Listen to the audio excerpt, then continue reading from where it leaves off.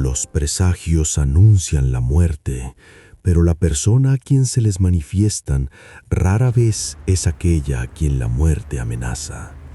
Si el presagio se percibe por la mañana, el evento fatídico se producirá a breve plazo, es decir, en cuestión de días, 3 jornadas como máximo.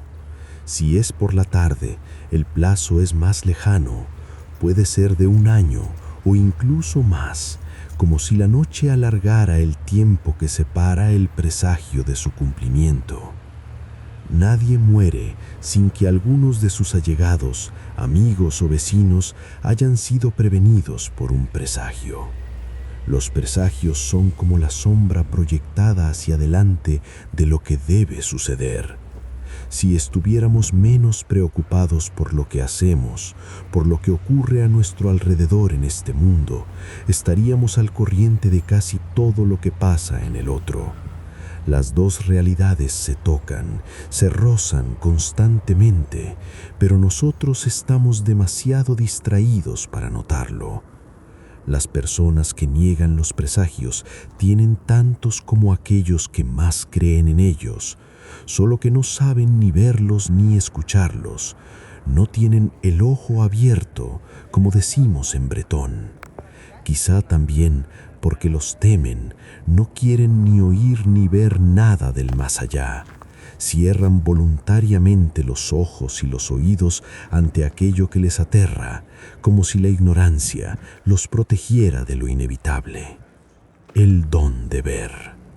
Ciertas personas tienen más que otras el don de ver. En mi juventud se señalaba con el dedo a las personas dotadas de ese poder misterioso, no sin secreto espanto, como decíamos entonces, con ese temor reverente que se siente ante lo que no se comprende pero se respeta. Se decía de tal hombre, ese tiene el don. En esta categoría privilegiada hay que colocar en primer lugar a aquellos que han pasado por agua bendita y salieron de ella antes de haber sido bautizados. Historia del niño no bautizado a tiempo. He aquí el caso. Un niño acaba de nacer.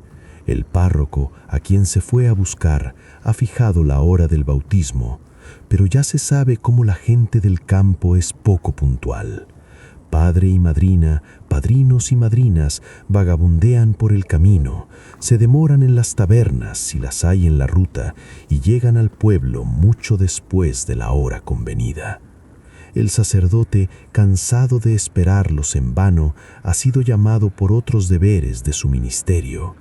Nuestra gente llega al pórtico y encuentra la iglesia desierta. A su vez, les toca quedarse helándose de frío. No hace calor allí. El niño grita. La madrina, envuelta en su viejo chal de lana, se inquieta. Declara que si permanecen en ese lugar, el recién nacido corre el riesgo de contraer su muerte. Se busca entonces algún refugio más abrigado, la taberna más cercana. Allí pacientan vaciando copas hasta el retorno del cura. El niño ha pasado por el cementerio y por el agua bendita y ha salido sin haber sido hecho cristiano. Tendrá el don de ver. La aventura se produce a menudo, de ahí viene que tantos bretones posean la facultad de ver lo que permanece invisible a los ojos de la mayoría de los hombres. Otros medios para adquirir el don de ver. También tienen el don de ver aquellos que poseen el trébol de 4 hojas, la espiga cuyo grano ha pasado por la muela sin ser molido y por el horno sin ser cocido. En Irlanda, la posesión del trébol de 4 hojas otorga ciencia sobrenatural. En un cuento, un campesino que sostenía una brazada de hierba donde se encontraba un trébol de 4 hojas comprende de inmediato la conversación de 2 perros cuyos ladridos se respondían mutuamente. Apenas deja caer la brazada, la conversación se vuelve un ruido incomprensible.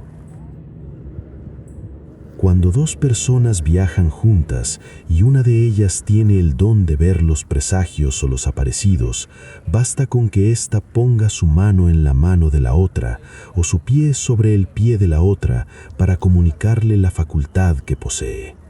Si se quiere ver a plena luz del día a los difuntos, hay que subirse sobre los pies de alguien y mantenerse allí de pie. En una tradición galesa, un granjero es abordado una noche por un extraño que le dice que ponga su pie sobre el suyo. Percibe entonces una casa de hadas situada justo debajo de su propia vivienda. En Irlanda hay otra práctica para ver los difuntos. Si se toma un hueso de las patas de cordero bien desprovisto de toda carne y durante la noche se mira a través de él, a la tercera ve a todas las personas de conocimiento que han muerto.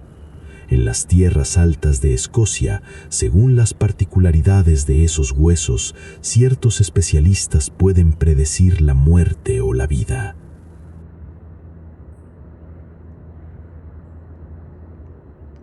Los 8 presagios. Relato de una vieja hilandera de Plutzunet.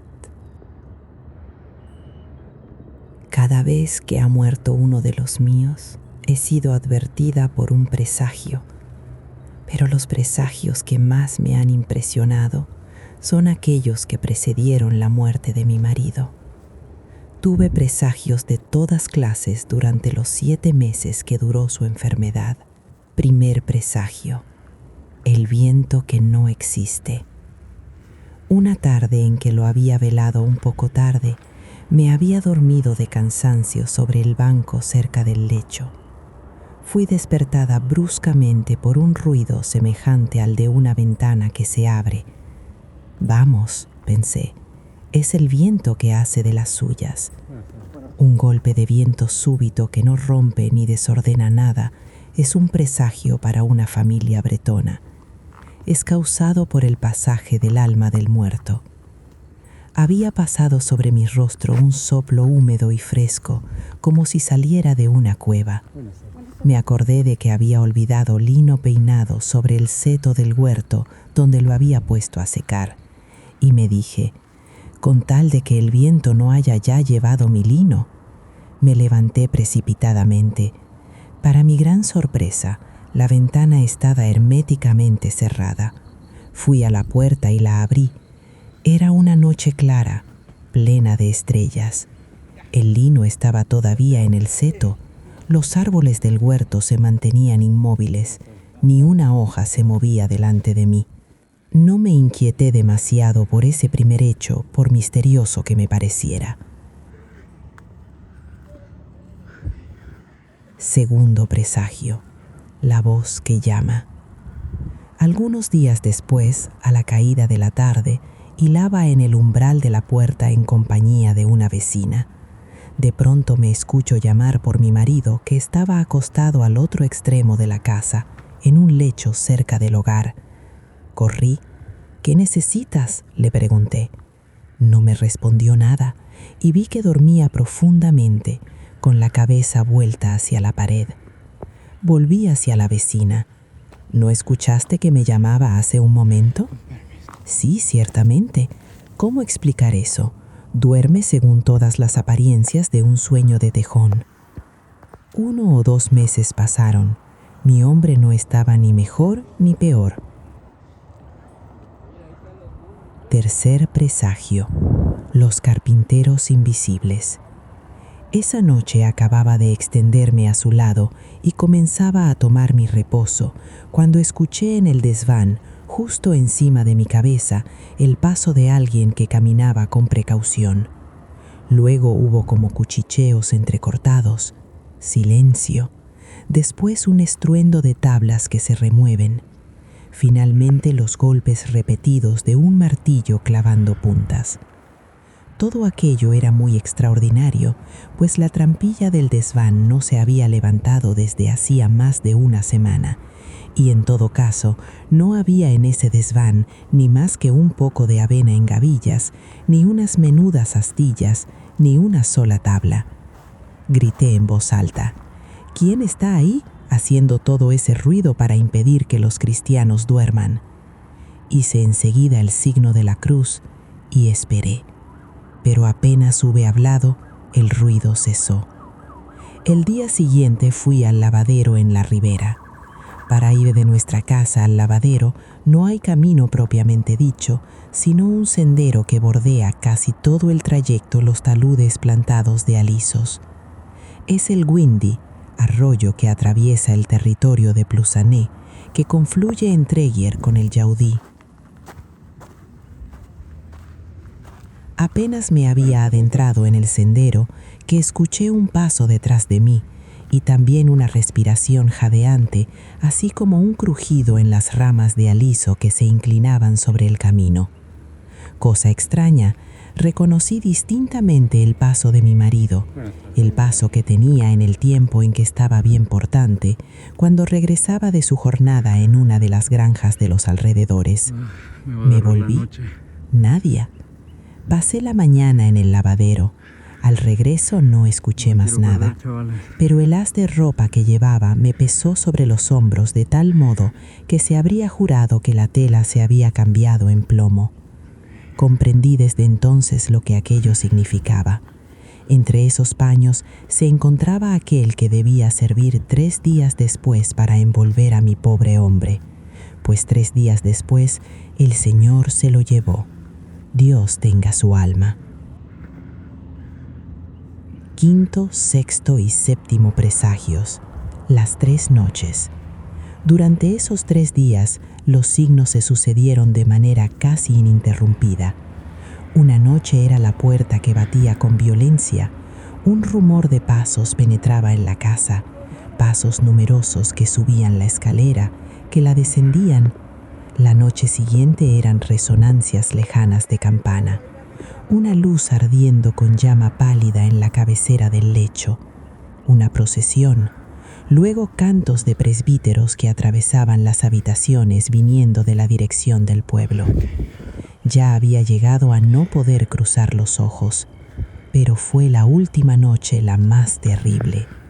Mi marido, que no parecía estar peor, me había prohibido velar.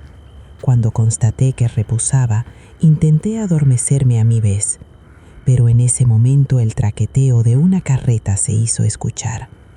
Era tanto más sorprendente que no había ningún camino carretero en la vecindad de nuestra casa. Cuando habíamos venido a habitarla, habíamos tenido que transportar nuestros muebles en carretillas. Sin embargo, era ciertamente hacia nuestra casa que se dirigía el vehículo. El chirrido del eje mohosido se hacía de instante en instante más distinto. Lo escuché pronto justo contra el muro. Me levanté de rodillas en la cama. El lecho se apoyaba contra el muro. Había en él una claraboya. Miré por la claraboya pensando que vería pasar la carreta, pero no vi nada. Todo estaba blanco al claro de luna. Las formas negras de los árboles sobre los fosos, los campos, los setos. El chirrido continuaba, sin embargo, y la carreta seguía traqueteando. Dio la vuelta a la casa una primera vez, luego una segunda, luego una tercera. Al tercer giro, un golpe tremendo se abatió sobre la puerta. Mi marido se despertó sobresaltado. ¿Qué hay? No quería entristecerlo y respondí, no sé, pero temblaba de pies a cabeza. Hay que creer que no se muere de espanto, pues sobreviví aquella noche. Mi hombre falleció al día siguiente, que era un sábado, sobre el golpe de las 10.